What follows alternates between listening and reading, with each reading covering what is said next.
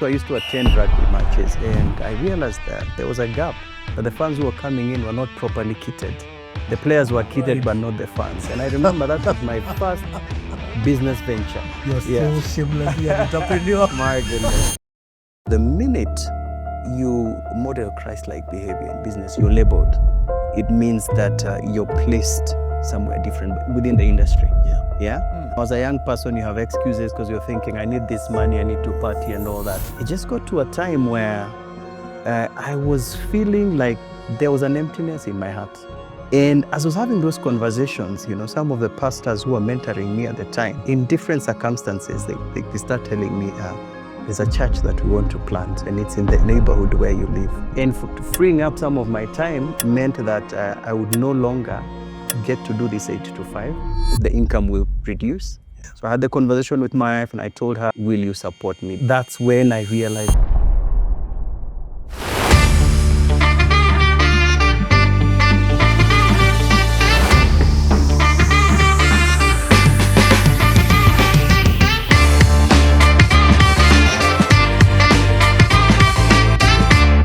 Welcome to Fearless Business. It is wonderful to have each and every one of you here, as always, this beautiful Sunday morning for those who are watching this as it premieres.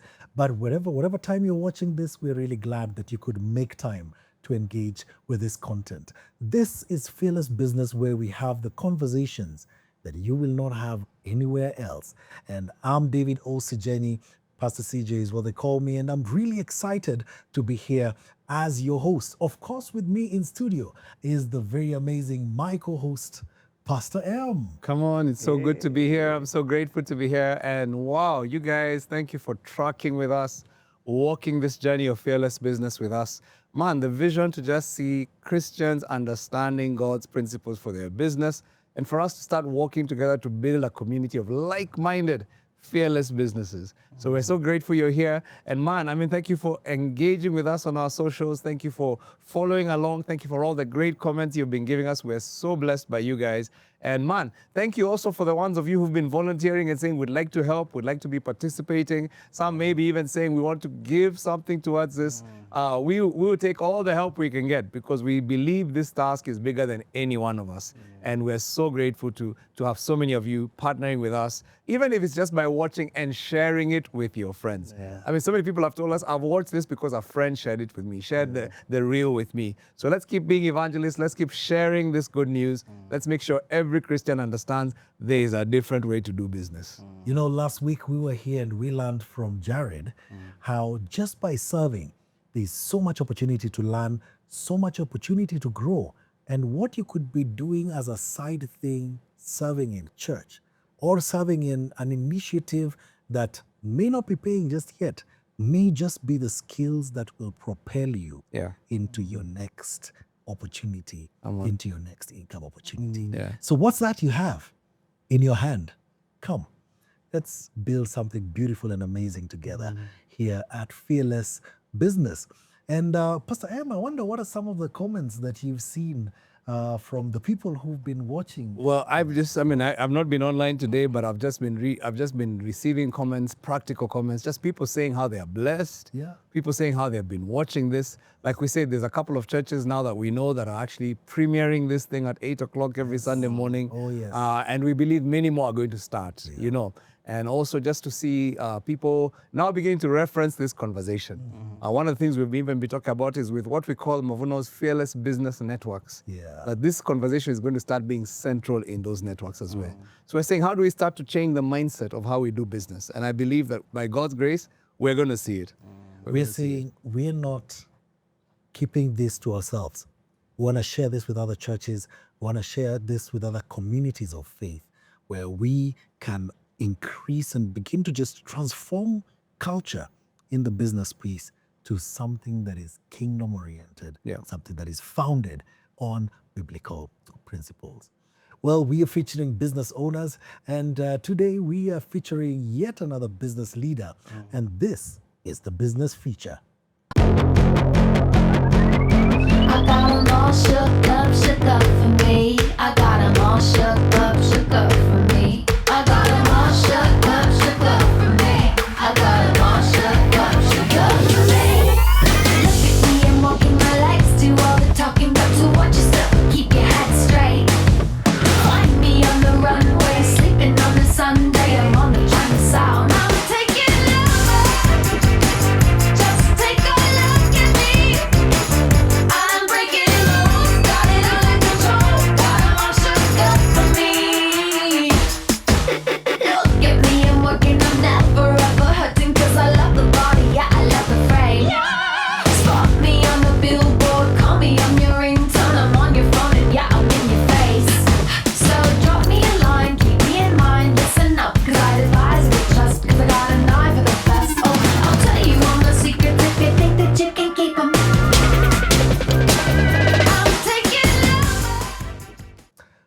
Wow, what an amazing business feature. Ladies and gentlemen, welcome with us to the show this amazing gentleman. Yeah, Victor Gitonga. So Victor is an amazing man. By the way, it's so great to have him in the studio. Yeah. We've had some incredible people in the studio so far. We've had people who span different, actually, it seems almost everybody we've had spans different industries. And this man is no different. He is one of the leads in one of East Africa's premier market consulting companies. He does some massive work as a marketing consultant. Basically, I'm trying to get the name of the company. Just remind me, Victor. It's Three-Verse. So Three-Verse is basically a 360 integrated marketing solutions company that has massive clients here in East Africa. And basically poised to become, I think, a leading company in Africa as well. And these guys are blowing up. And by the way, you're not even that old as a company for the level of business that you're managing. And you know, I'll say this, CJ, I've known Victor for many years. Everything this man touches gets blessed. Amazing. There's some people, I think it's like Pastor Noah, there's some people who are just blessed that they touch different things because it's not the only area I know he's had a business in. He's involved in water. So he's a water utility. Wow. So, you know, they say, by the way, I've read books that say, if you want to become wealthy, become a utility company. Become the monopoly. You know, guys like KPLC, everybody pays them. You don't ask about, you just pay them every month. And this man has a utility company, which is technology integrated. And so that's something I've known him for years for. I've known him in the beef industry. And that's another major area of investment. You love your meat. And I like my meat, so you know I need to know the people who are serious in that. But I think he's even at a level higher than mine, the level of production. It's not just normal production he does. Everything he doesn't just do normal. He does it at the next level. He also does, apart from that, of course, there's a marketing company that's a phenomenal company. I'm trying to remember all your, because I remember we count at least 5 things. He does construction. So he's involved in, he has a construction company that does an amazing work with that. And then also he's involved in transport. So he has a transport company that transports construction materials for different companies as well. I mean, this man, he should be laying hands on all of us. So it's called the full Joseph anointing. He has a Joseph anointing. And so help us welcome Victor Gitonga. Thank you. Yes, sir. Absolutely. Thank Now, you. in addition to all that, I need to, maybe I forgot the most important part. He's also an associate pastor at Mavuno Connect. Look at that. So it's amazing because we're finding all these great entrepreneurs who are also shepherds of God's people, who've also understood that, you know what, being a discipler, being a pastor, and being a business person, those are not two different worlds. Actually, the best pastors are the best entrepreneurs, and the best entrepreneurs are the best pastors. And I think there's just an integration there that we're seeing in this show. Wow. So karibu sana, Victor. Thank you so much. It's great to have you on the show. Really glad to be here. And I know it was interesting because I told you, I've actually had you in mind as one of the people I'd love to have on this show. And so it was just God's providence that this worked out for you to be here with us today. Thank you so much. So karibu. Asante. Yeah. You know, just listening to you, there's a friend of ours and also a pastor in Uganda, Apostle Moses Mukisa. And one of the things he says is you can earn money in different ways. Yes. You can have a beep every month. Yeah. Beep.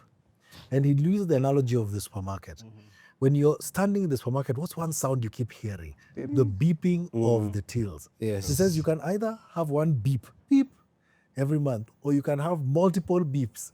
Beep, beep, beep, or you can have multiple beeps a day. Decide how you want to do it. That's up to you. Because the owner of that supermarket, every beep he's earning his salary, isn't it? He's earning an income. But for you, maybe it just comes once a month. So, like, were you always a multi-entrepreneur? Like, were you always, because like some people struggle to think, how do you even start a successful business? So when we find people who are running multiple successful businesses, you always wonder, were they born like that? Were their parents, like, do they come from a dynasty of just phenomenal business people? Is that your background? How did you end up being an entrepreneur?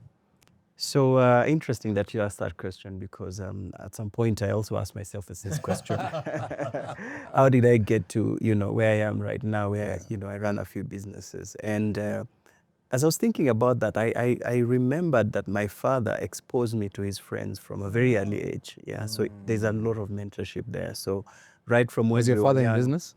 partly in business, but also employed. Wow. Yeah, so he was a career civil servant, retired as a civil servant as well, but also a business person. Yeah. But interestingly, some of his closest friends were in business. And so we would go visiting them, and I would see a lot of, things they would do as business people, how they carried themselves.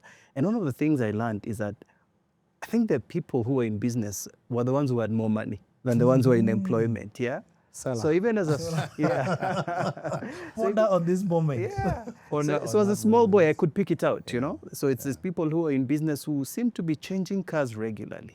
Yeah, it's the people who are in business who seemed to be moving to bigger houses. And so I think that had an influence in my life, and I started telling myself, I think I want to be in business, when I'm done with school and all that. So a very powerful lesson there. Expose your children. Yeah. Like don't hold your networks will become their net worth. Very So you can actually give your children a leg up, not just money, but you can actually help them by connecting them with your peers who are good influences. So expose your children to these peers. And then secondly, I identify with you because my father was a civil servant and I saw the difference you're talking about. I actually noticed his friends who were entrepreneurs at the beginning probably struggled. Struggled. But then at some point you realize, there's a difference. Yes, yeah.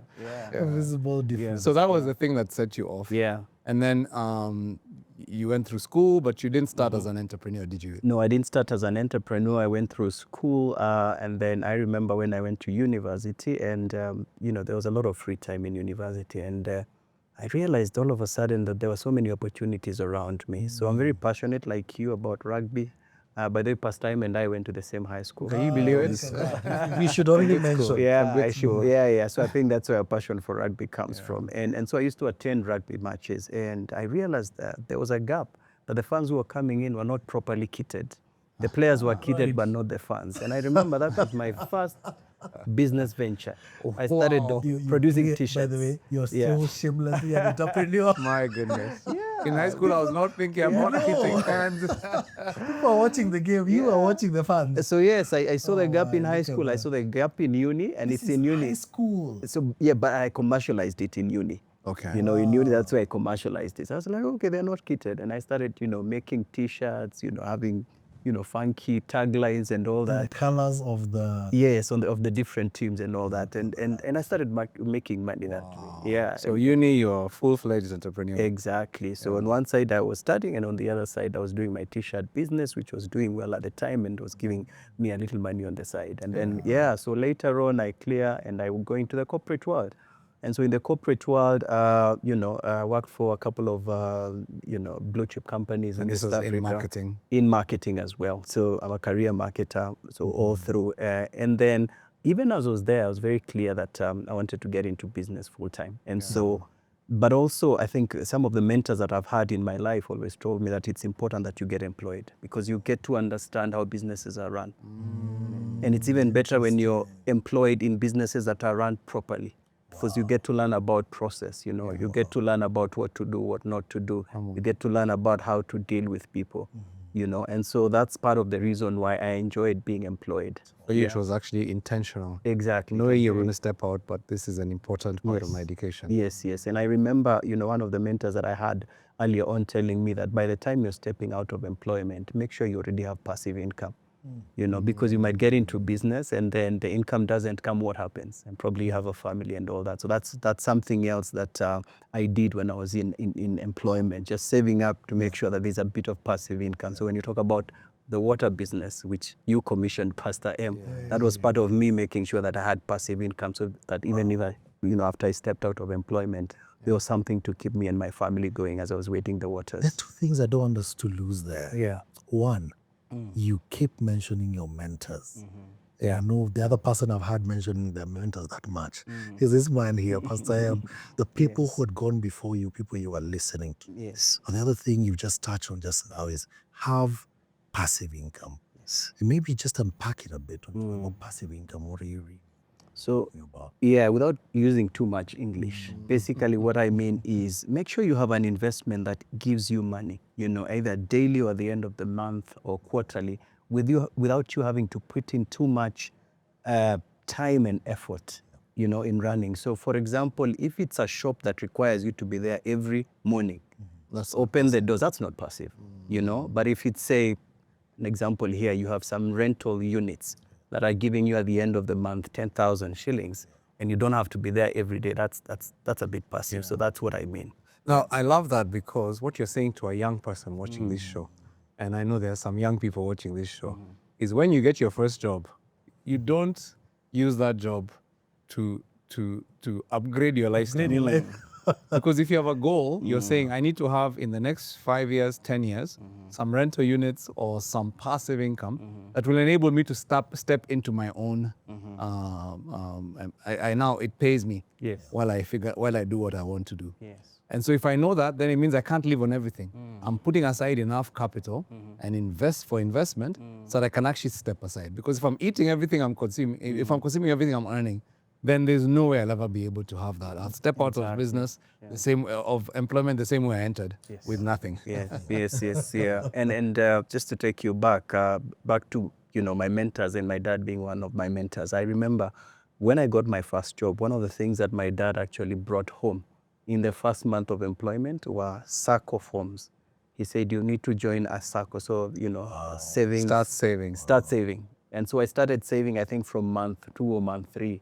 And so I learned how to operate, not with 100%, but with much less than 100%. And so I think one of the things that for me was very clear is that if you live on less, then tomorrow you'll have enough, to pursue your dreams because you already have some savings. I love that. Yeah. I'm hearing something interesting about the role of the parent. I think sometimes as parents would fall into the trap of saying, it's this generation of these days, these young people of these days, but have we modeled? Have we pointed them in the right direction? The dad didn't tell you, go find a SACCO. No, he brought the forms. Yes, he brought And he's the done the forms. research, he knows this is a good one. He said, let me bring them to him. Actually, he was a member of a SACCO, so he brought forms from his SACCO. From his own SACCO, joining what I'm I doing. remember, as a young person, you have excuses because you're thinking, I need this money, I need to party and all that. And I've been waiting for this salary for a long time. And then he told me, no. You need to start saving, because if you don't start saving now, what it means is that you will get used to living with 100% of what you're earning. And taking a step back to start living on 70% will become very difficult. What did that do for you? Starting saving literally month 3 of your first job. Yes. What did that do for you? I think what it did for me is that it gave me freedom in the future. Yeah, so at that point, I didn't really feel that it was giving me freedom. If anything, your freedom was being curtailed. It was being curtailed, but I think I was able to pursue interests, that I couldn't have pursued much later on, because then I had some savings. Let me give you another example. So the other thing is my parents, and I keep on mentioning them because I think they had a critical role to play in shaping the kind of man that I am right now. Again, I got the job, and I thank God that I didn't have to struggle so much to get employment out of uni. Like right now, it's a struggle for most young people. And so I get the job, and what was happening at the time is my friends would get a job, and the first thing they would do is move out of their parents' house, move into your own house, because you're independent, you're old enough. Freedom has come. But I remember my mom and dad sitting me down and saying, you know what, actually, my dad had built a small house, outside his house, and I'd said, move there. When you move there, you won't pay rent. But you'll be able to save. He told me, the thing is, if you move into your own house, it's not just about the rent. There are so many other expenses that, And so what happened is, because for a year, I lived there for a year. By the time I was moving into my own house, I had everything. So I remember, in the first month, apart from the saving, I bought a stereo. A proper stereo. It's important. It's important, but I bought it. A young man must release a sound of freedom. Yes. The second month, I think I bought a fridge. Third month, I bought a cooker. So by the time So you were planning ahead. Exactly. This is a theme in your life. Yes. Plan ahead. By the time I moved into my bachelor pad, it had everything fully kitted, 100% kitted. Yes. And I didn't have to take a loan to buy those things, as opposed to maybe my peers who moved out immediately, and then they either struggled to keep their houses or they had to take up loans to those things. Well, this is a masterclass in parenting. Huh? But even as you go ahead then, so you get into employment, and that's your skill acquisition years. You're working in all these high blue chip companies, learning about business at that high level. What tells you now it's time for me to transition into entrepreneurship? So, a few things. So one, remember, I had worked closely with my dad as a young boy. Yeah. And so I had always known how to listen to the voice of a mentor because he was the mentor in my life. And so even as I got into employment, I started looking for mentors within the companies where I was employed in. Yeah.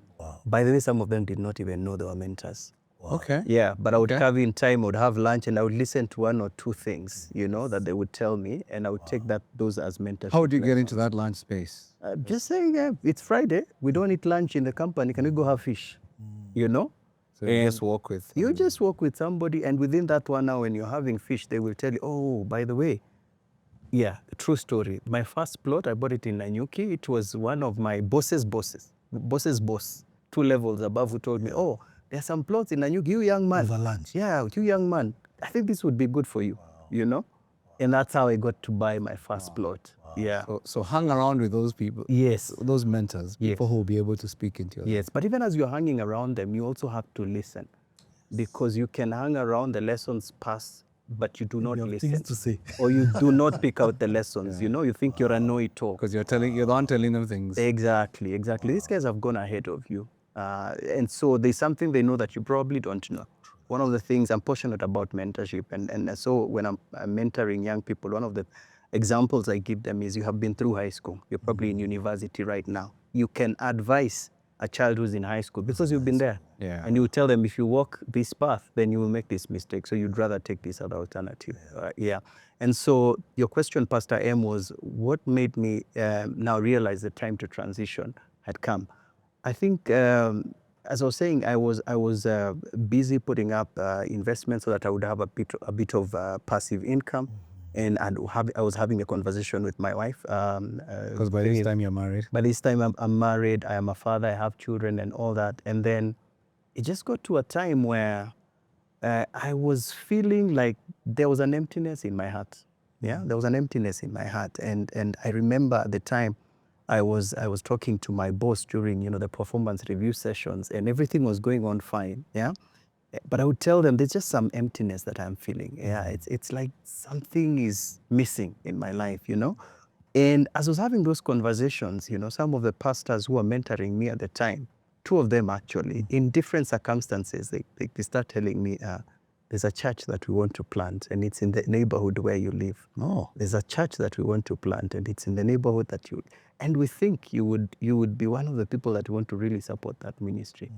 But in my head, I'm like, but I'm so busy, I'm in full-time employment. This thing requires time and all that, And so I think what happened is, I realized that for me to go and take up that opportunity that God was calling me for, I needed to free up some of my time. Yeah. And freeing up some of my time meant that I would no longer get to do this 8 to 5. Yeah. I would go focus more on business, but I would also free up time for ministry. Yeah. So that's exactly what I did, But I had a conversation with my wife first. Because you don't make this decision and then you go back and say, I have decided to follow Jesus because wherever he leads. It can go either way. It can go either way. So I remember I had a conversation with her and I told her, this is what I'm hearing God telling me, And by the way, it was confirmed by a third person. Remember, I told you there are these 2 pastors who were telling me this, and then it was confirmed by a third person. And at that time, I was like, okay, I actually need to get into ministry. Yeah. So I had the conversation with my wife, and I told her, this is what I'm hearing. I want to take this step of faith. Will you support me? Because supporting me means that the income will reduce for now.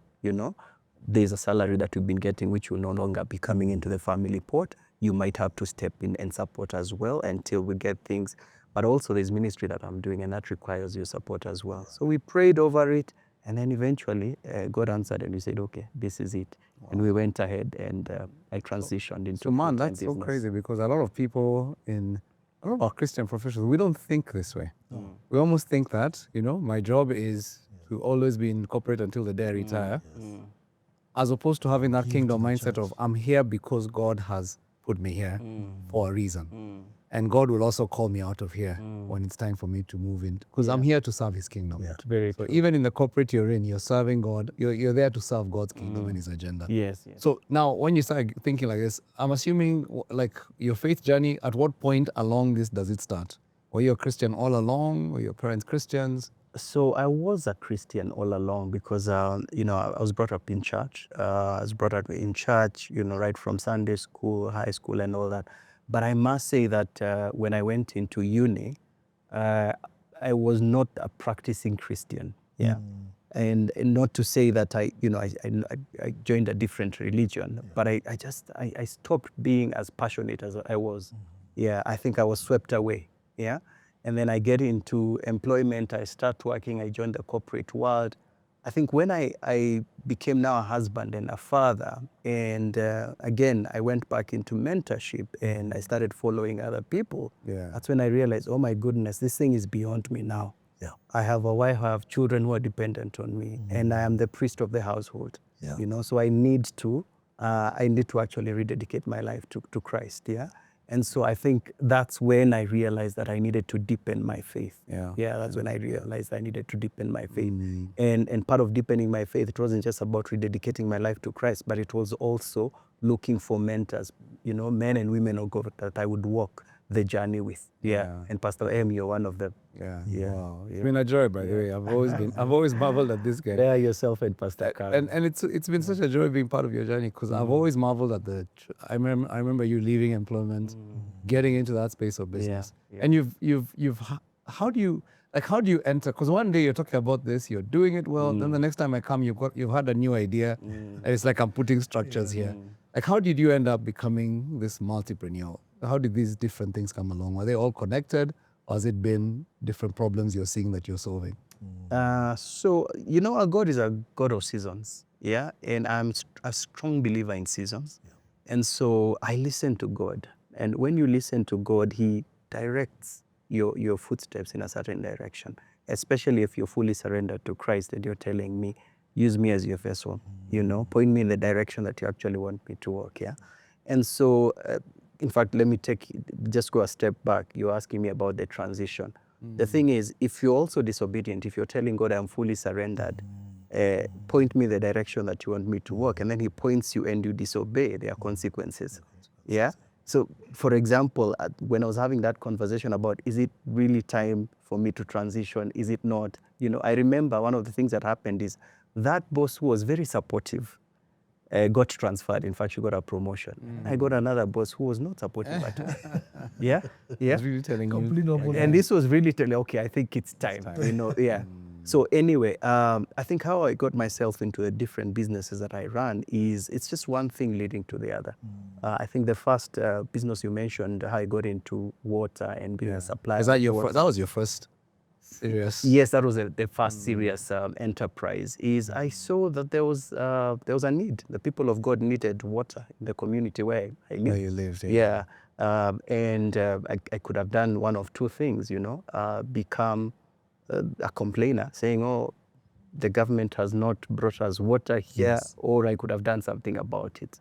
And so again, I went and had a discussion with my wife, and I said, "Okay, there is an opportunity here. No one has water." Yeah, and we are some of the pioneers in this community. Yeah, why don't we sink a borehole and supply water to the people of God? Which And in is, doing by the that, way, yeah. how it is intended. Yes, that's how That it's if you intended. sink a borehole, Yeah. within a kilometer radius, you should not, no one else should have to dig a borehole. Exactly. You should supply. Exactly. So that's exactly what That's we actually did. in our policies as a country. Yes, yes, which is what we did. So we sank, but interestingly, it was not a solution that we were solving or finding for ourselves as a family. It was for the community. That was right from the onset. That was the intended intention. And so we supplied water, and yeah, so overnight the community now had water. And then, so that was one business. And then we realized that, you know what, this water business, there are certain gaps. I think before you get into any business, you also have to do your research. You know, what are the pros, what are the cons, what are the challenges that people who are in this business already experience. And one of the challenges that we realized people in that business were experiencing was billing. you know, billing. So you have supplied water to your community, that's fine. Pastor CJ, you're one of the clients, and I put a meter, and at the end of the month, there's a meter reader, there's a bill that comes, and then you say, 5,000, no, this is not me, I am not paying. Collection. Yeah, meanwhile. I say, I'd rather be paid in advance. Yes. Because collection is a whole business. Is a by whole, itself. exactly. And I remember at the time I was employed and I was thinking, oh my goodness, I don't have the time to start dealing with all these people or chasing people or, you know, sending, what are they called? The people who come, debt collectors. Yes. And I said to myself, surely there must be a solution. Yeah, there must be a solution. And I got researching. That's the other thing. I think in business, you always have to research, you know. Don't be comfortable with what everybody else is offering. And when I started researching, I realized that there were solutions in India, there were solutions in China, there were solutions in America about how you can actually automate distribution of water. And that's how we got into automation of metering. Yeah. Wow. And quickly I got in touch with one of the companies that I saw online. I got in touch with that company based in a place called Hangzhou in China. And sometimes you have to take bold moves. I told my wife, I'm going to Hangzhou, China. Yeah, not Guangzhou, Hangzhou. Yes. Even I've never heard of Hangzhou. It's a very far away place. Yeah. Very far. There's first getting to China, then there's getting to Brazil. Yeah. But these guys are like, oh, this is where we're based. And I say that You come or you I stay? will actually go so that I get to see what the solution looks like and I see how I can set up the solution again for the country, because there are other vendors who also We don't have have that. the same. Yes. And So there's something there about Yeah. solving the problem, first solving a problem you have, and then seeing the opportunity to solve it for others. Because if you're facing that challenge, it's very possible that there are other people exactly. going through the same thing. Yes, and I've realized that every time you're solving a solution, not just for yourself, but for others, there's a way that God just deposits acceleration in that solution. Yeah, it happens. When you step out of selfishness and into selflessness, acceleration just checks in. Which is really Christ-likeness. It is. Yeah. It is, yeah. And so I got on a plane, went all the way, met the guys, and I told them, this is who I am. This is can you offer the solution? I said, hey, fine, we'll offer the solution. Yeah. It was so far that it was the first time that I was on a plane where I was the only black person. Yeah. That's how far it was. That's how far it was, yeah. But they spoke English when you got there. Yes, definitely. Yeah. They spoke English, yeah. But long and short of it, I think the businesses, it's just one, and then you see another solution that is tied to another. Exactly, and another one, and another one, and another one.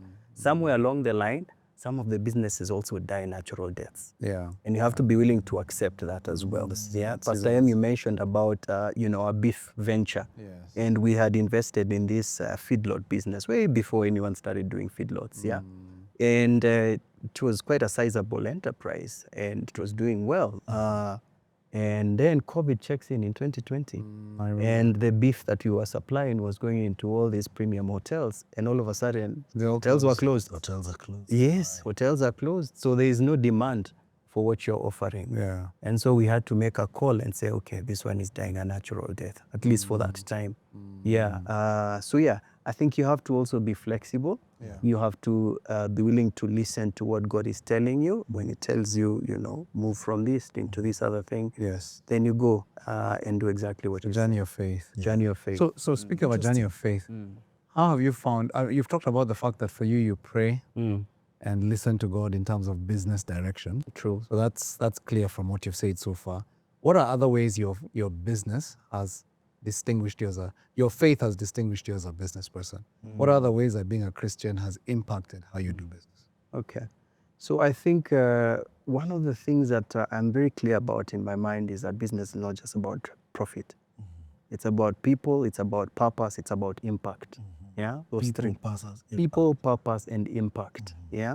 And so if you start with people, yeah, how you manage the people that you're working with, so be they suppliers or your employees or even your clients, determines what they see in you. Yeah. And what they see in you will set you apart positively or negatively. Yeah. Wow. So if you want to be set apart positively, then that's an opportunity for you to model what Christ-like behavior is all about. Yeah. And so for me, I am very clear. So if you come to my business, they call me pastor, because they see what I model.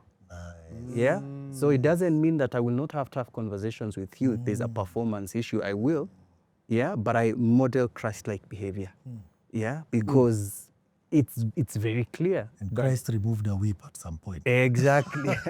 But they're calling you pastor not because you're preaching at them. Yes. But because they look at you and they're saying there's something different about this. There is something different. love that. Yeah, there is something Do different. people at your workplace call you pastor? Yeah. Because there's something different about you. Why they call you pastor? Yes. There's something different. Yeah. So people Focusing on people. focus on people. Yeah. Focus on people and be a shepherd. You know, there's what's his name? Pastor the Savannah. Noah. Pastor Noah. Yeah. Pastor Noah. I remember I listened. He was on this set as well. And one of the things that he said is that your employees, that's your congregation. Yeah. And I really resonated with that, you know.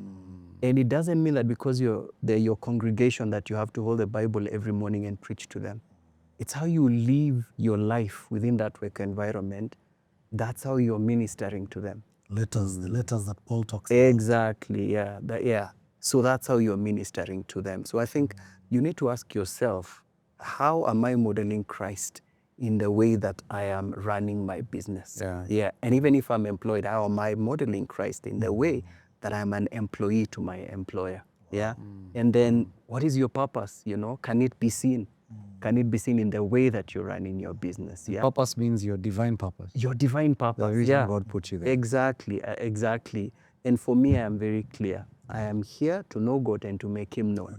And therefore, all the opportunities that He has given me, all the platforms that He has given me, I make sure that I use them to make Him known. God and to make Him known. Yes. And that's how you get the impact now. Kingdom impact. It comes automatically. Yeah. Now, speaking of impact, one of the things that you've spoken about so far is how you were mentored.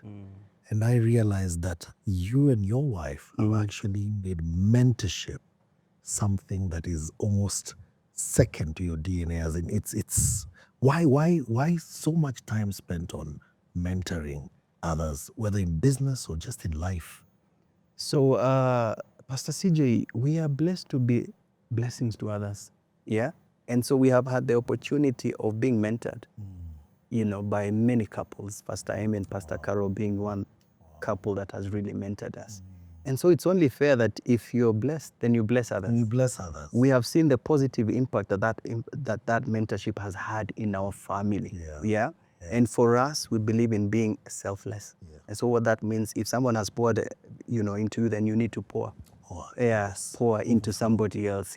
Overflow. And the challenges that we have had, it doesn't mean that we have never had challenges in our marriage. You do have challenges, but when a mentor couple helps you navigate through that and you come out successfully, then now you actively and intentionally start to look for other couples that you can actually also help get out of that, web that they might probably be finding themselves in. So I think that's part of the reason why we are really passionate about that, because we've been blessed by others and we believe that we also have to bless others. But also we believe that no one should have to go through a challenge that we've gone through. They can take the lesson from us. They can take the lesson from us and also pass it on to the next person. And that's how together we move up as a unit. I mean, this is so powerful because you're multifaceted, if I can say it. You're here running businesses, you're mentoring people, you're being a pastor in a church. It's like your life has it's that place of impact that you're talking about. That you're in a space where as you're serving people, as you're making money, there's also eternal impact as well, What are some of the challenges, and I'm sure you faced, because you've been in quite a few sectors, being a Christian in business? We've been asking this question this month because this has been a month when we've interviewed several entrepreneurs who are Christians. What have your particular spaces of difficulty been as a Christian, like in the marketplace, the challenges you face precisely because of your faith? I think there are quite a number, long list. But if I'm just to mention a few is, the minute you model Christ-like behavior in business, you're labeled. And when you're labeled, it means that you're placed somewhere different within the industry. Yeah. Yeah. Yeah, and so it means that there are some times that certain deals you will not be exposed to those deals. People will not, just Yeah. this one is not for that one. This one is not for that one, and it could be lucrative, and you can do the business in the right way within that deal, and you will. But because they know that there's something that they want to get out of the person who will win the tender, they It's not even exclude you. brought towards you. It's not even brought to your attention. Yeah, and so sometimes there are business opportunities that will miss you. Yeah, but one of the things that I've come to learn is even when there are some business opportunities that will bypass you, God always gives you many more. Yeah, God always gives you many more. So let me give you a perfect example.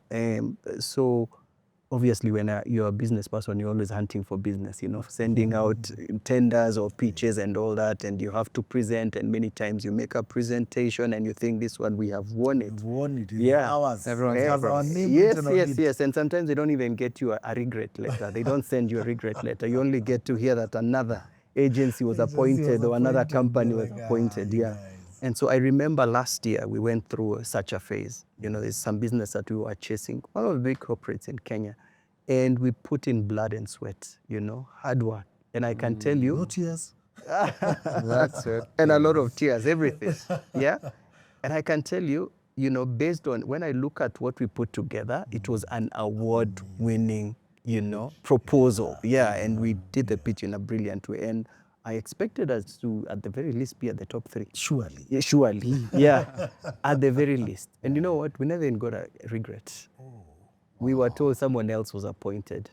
Yeah. And later on, I got to understand that, it was just optics, sending out the 10. They had already selected someone. Exactly. Yeah. And many months later. Wasted a lot of your time. Exactly. So we wasted a lot of time and resources and all that. And many months later, yes, they did send an email to say you're not successful, but as a formality. I think it was just before audit, and someone said, did we send? Yeah, let's send. Anyway.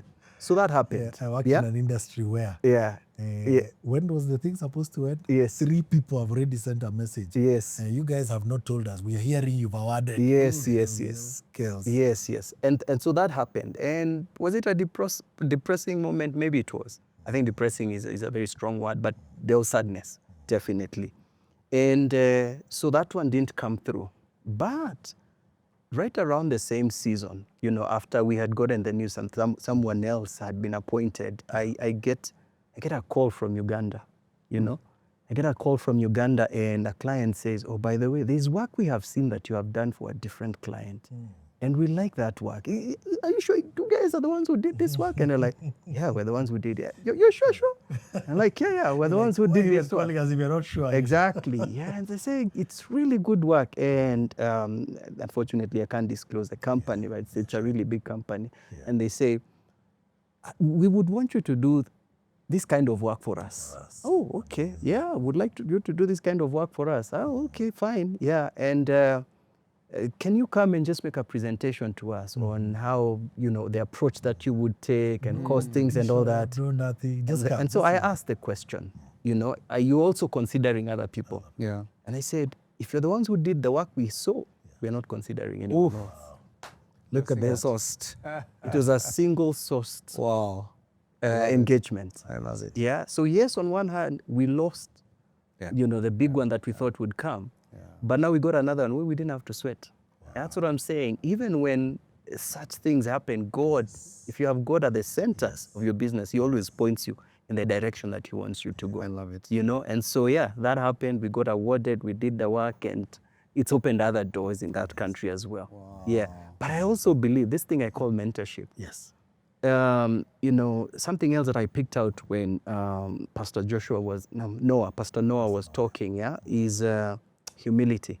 He's an accomplished business person. Extremely accomplished. Multi-millionaire is the But I suspect the first time people say, they're like, sure. Yeah, but for me, he's so understated, you'd easily pass him. Exactly. He's so understated, you would easily pass him.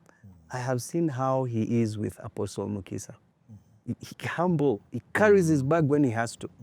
That humility. And as he's doing that, in following his shepherd, God has a way of just opening doors. You know, God has a way of opening doors. And I remember at that point when we went into Uganda and we won the business, I remember calling, one of my pastors, and I told them, you know what, I have just realized, as I am following Pastor M, who is my mentor, and Pastor M and Pastor Apostle Mukisa are like this door was opened a long time ago in Uganda. There's just something divine that happens, And so when you humble yourself enough to be mentored, then there are certain shoes you will get to wear that you'll not have worn if you would not have humbled yourself to that level. So right, I was telling Pastor some time back, the way the Holy Spirit just lands on you with a certain realization. Yeah. And I remember I just went to him and said, I am sitting in spaces, walking in spaces. I'm so glad I said yes to this opportunity. Yeah. Because there's a level you reach and you see things happening and you say, me, I know me. Yeah. This is not me. Yes. I must be riding on something greater Yeah. than Wow. So This can only be God. This has become the mentorship episode. And I love that you keep coming back to it, because I feel like with every guest, there's been a space that they swung back to. It feels like it's been a theme for you since you're a kid. It's like this is. So now I'm just thinking there's somebody watching this, and I'd love to just maybe speak into that mentorship space a little bit. As kingdom entrepreneurs, if mentorship is that important for us, because it's a factor of discipleship. For the person who is watching this, who's a younger person, how do I identify and get in the radar of a good mentor? Because mentors tend to be busy, they tend to be accomplished. The people I admire, they probably will have no time for me. How do I get into their radar? How do I get mentored? How do I find someone to mentor me? And then maybe on the other hand, maybe I'm an older guy, or maybe I'm just this person who they are younger people I should be also discipling. How do I begin to identify the people that I mentor? You know what I mean? Yeah. Maybe I don't know if you have a thought about that. Yeah, I do have a thought about that. And I think I will start with the older person, the more accomplished person. Do not be selfish. Be selfless. Yeah, being selfless means that you need to be intentional about looking for people to mentor. Right. Yeah, because you always find yourself in an environment where mentees are there just waiting for you. As you rightly put it, Pastor M, it is the mentors who are most of the times very busy. Yeah, but make sure that you're intentional about creating time. Yeah. So if you're in a position of authority, for example, it's in your business, are you creating time for your employees to come in and just sit with you for an hour and talk about life, Because that's how you get to mentor them, yeah? Or are you always so busy that the only time you can talk to them if you're talking about numbers and performance and profits, And what they've not done. and what they have not done, So I'll give you an example. Just this week, I was doing a performance review, for one of our staff members who has joined us about 3 months ago. And, I can tell you, we only spent about 10% of the time talking about their performance. And the rest of the time, we spent talking about them as a person and what we can do to make sure that they're getting better. Lift them up. Lift them up, We ended up talking about, the Bible and the fact that all lessons, all answers to all the questions that you have are in the Bible as well. So you see, it's about being intentional, but also creating time and making sure that you're approachable. Yeah. Because that's the other thing. Oh, yes. Yeah, are you approachable? I shared this at a family night this week. Couples and Money. I know many people know about Couples and Money, the program by Pastor M and Pastor Caro. I got into Couples and Money. I was in the second cohort. It is my boss at the time who recommended Couples and Money. And it was during a performance review session. Wow. Yes.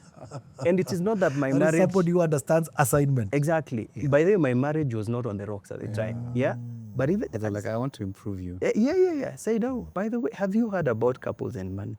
I said, no. And it's like, Pastor Emma hasn't told you. Oh, no. It's called Couples and Money. So she and her husband had been in the first cohort, yeah? And I really want you to sign up, yeah? And we immediately signed up, and Couples and Money has had a huge positive impact, in our marriage. But also, I think now I'm speaking to the younger person. I was willing to listen. Yeah, because she could have told me that, and I say, I know what are you saying, this thing, no. We're supposed to be discussing work and only work here. It's not the right time. I was willing to listen. So I think one of the challenges that I've seen with young people, and no offense to young people, I have been young myself, is that sometimes you think you know everything. Yeah, but remember, the people who are older than you, the people who have walked ahead of you, there are critical lessons that they have picked out, which you are yet to pick out. Yeah. So listen and be willing to implement what they are telling you. Wow. Yeah. So be intentional about picking your mentors as well. Yeah. Yes. And the mentors are all around you. Yeah. Yeah. Oh, yes. So if you're employed within your employment circle, you will be able to see. By the way, God has a way of just pointing you in the direction of someone. It is this guy called Pastor CJ. He's probably not even in my department, but I have noticed when we have lunch, we relate somehow. Yeah. Yeah.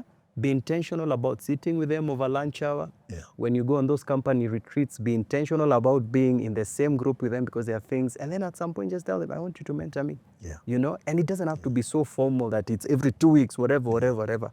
So let me tell you one of the things that my wife and I do to Pastor Carol and Pastor M. Yeah, we ask them, are you around? Can we pass by your office? Nice. Because we know if we say, oh, it's Friday, 3 p.m., they'll probably be busy, you know? And yes, sometimes they're available, sometimes they are not.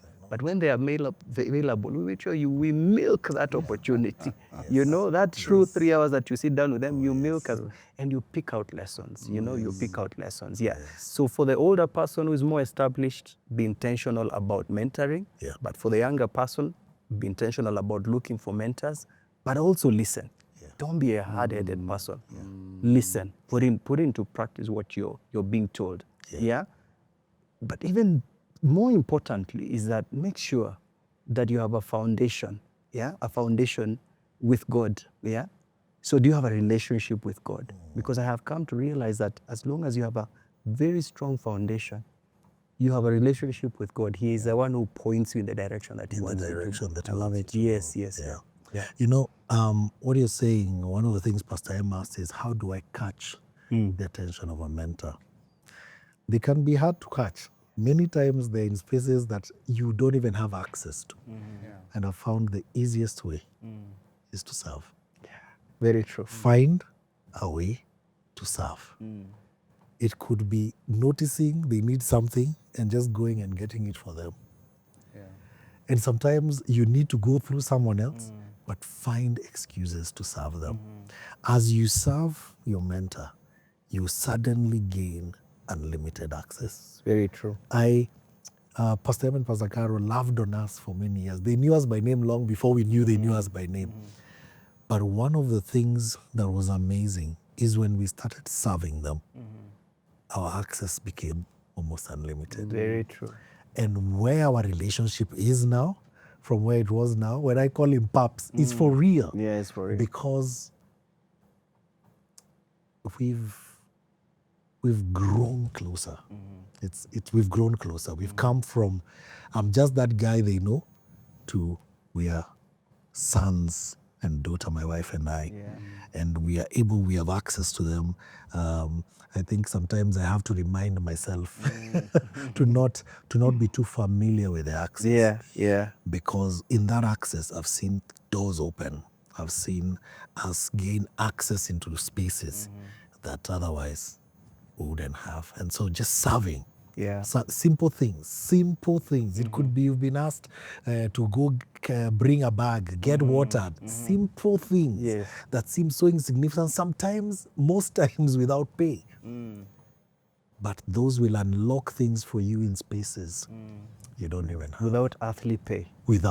Yeah, but you'll always get heavenly pay when you serve. Yes. Yeah. What's interesting about that is that as you serve, God is no man's debtor.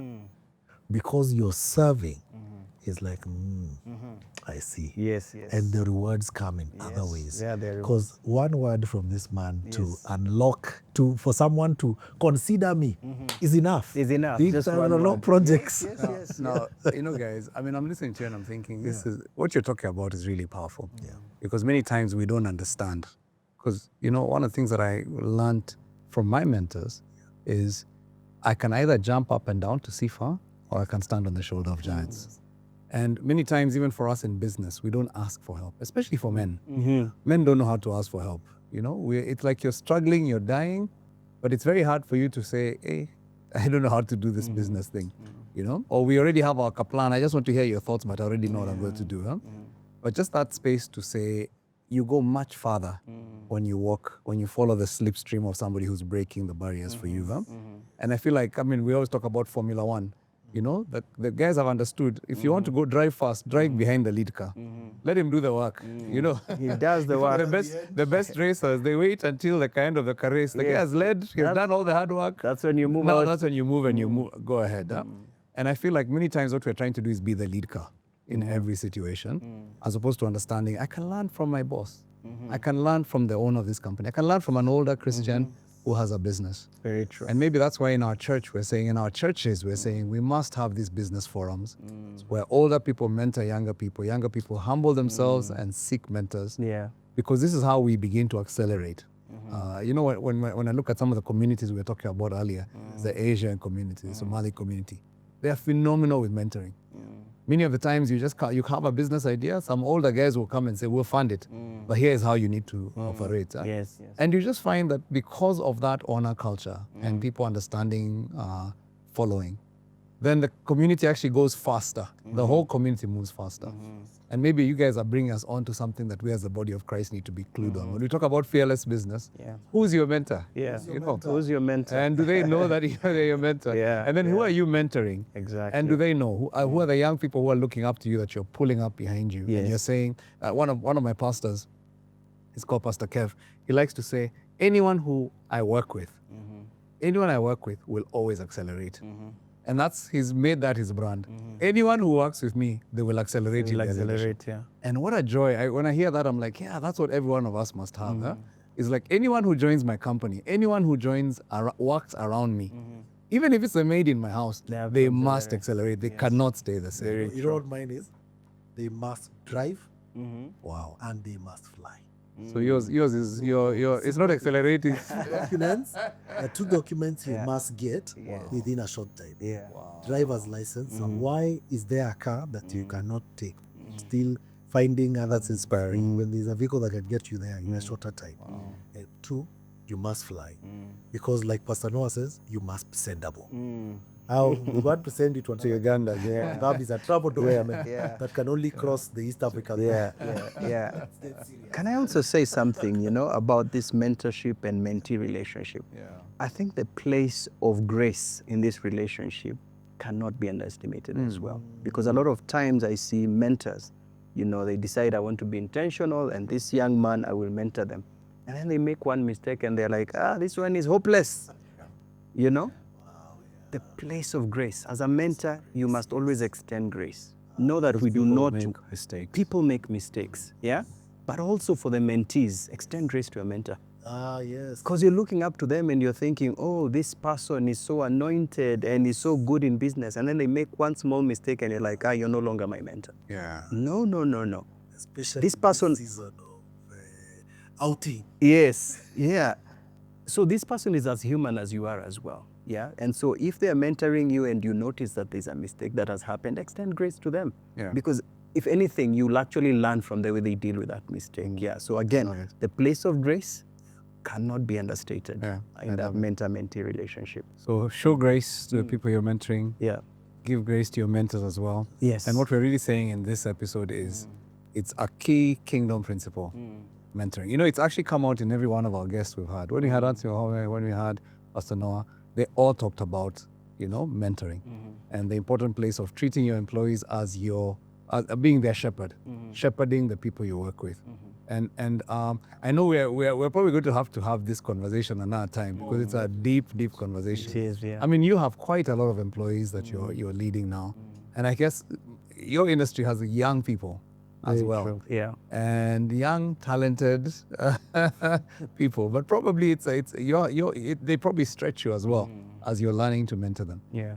Any maybe quick insights on mentoring the next generation, especially this digitally native, very sharp young people that are walking into our marketplace right now? Yeah. I think one of the things that I would say is that as a mentor, understand that these people are different in a very different, living in a very different generation, and things are moving very fast. Things are moving very fast. So I think you have to get that in your mind, first of all. So don't expect that they will do everything the same way you did it 30 years ago when you started out, understand that they will do things differently. But even as you do understand that, make sure that you're pointing them in the right direction, because most of the time they will do things differently and they'll end up taking, a path that will lead to destruction, And so I think AI is one of those hot topics right now. We're talking about AI and the fact that AI is taking over, in marketing and in advertising right now. It's a big issue, You told me quite a few jobs have been wiped out in that industry. Yeah, I can tell you right now, you go around Nairobi, a significant number of the billboards you're seeing right now, the artwork is AI generated. What does that mean? All the models that would have earned money are no longer earning. Graphic designers. The graphic designers, the production houses. Modeling agencies. Modeling agencies, and all that. And that's within the last 6 months, 7 months. That's within the last 6-7 months. And we don't even know what the future holds because, things are being released, like 2 big AI products are being released every week. Yes. Yeah. Yes. But I think there are 2 things that you can do. You can say, okay, I'm helpless. This thing has taken over that seat. Careers are going to die. Yeah. Or you can bring your people together. By the way, the young people have brilliant ideas. And you listen to their ideas. And most of the time, they know more than you, especially when it comes to tech. Oh, yes. Most of the time, they know more than you. Yeah. But they always need someone to point them in a particular direction. That's right. Yeah, so you can be that person as a mentor who is consolidating your team. In my business, we have a session where we actually sit once every 2 weeks and we talk about ideas. Yeah, what's the big thing that's happening in the world, not just Kenya or Africa. Yeah, global level. Global level. Yeah, what have we seen being released? And someone will come and say, I saw this thing that has been released and all that. Yeah. And we start to talk about how can we leverage that. Yeah, how can we leverage that? How can we be the first ones to jump on that bandwagon and we'll be the ones who are training everyone, in Kenya.